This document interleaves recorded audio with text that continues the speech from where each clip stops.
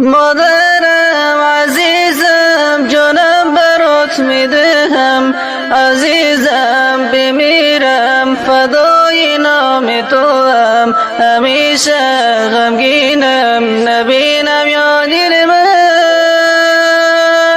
دو چشمان به یادش شده خسته و عشقیست، عزیزم شکرم عزیز زندگیم، نبینم دلم از دست میدم. مادرم عزیزم غم تو من نبینم، به قربان تو شم همیشه نام بینم، نامت جان به قلبم همیشه من ببینم.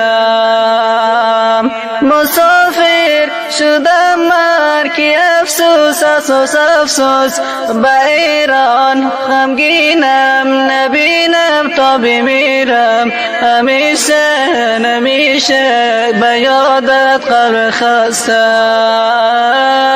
همیشه گل من.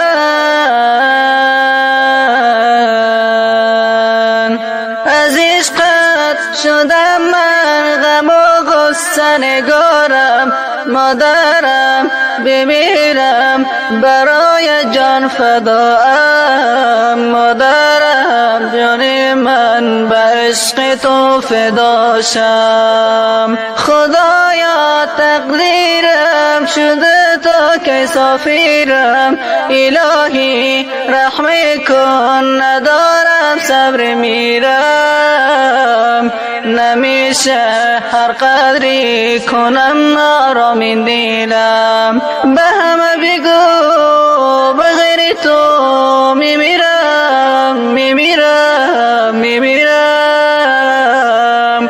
عزیزم مادرم بغیر تو میمیرم، نبینم خاکی تو درد و داغت نبینم، همیشه به غم ها بغیر تو من دورم.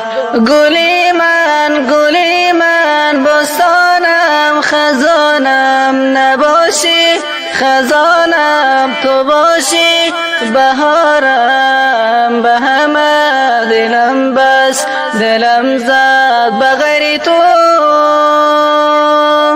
چی آمد به سرم به ملک مردم برم، نمیشه روان به یاد مادرم من، نمیدونم وقت را که مجنونی خزانم. ای جان مادر ای جان مادر ای جان مادر ای جان مادر.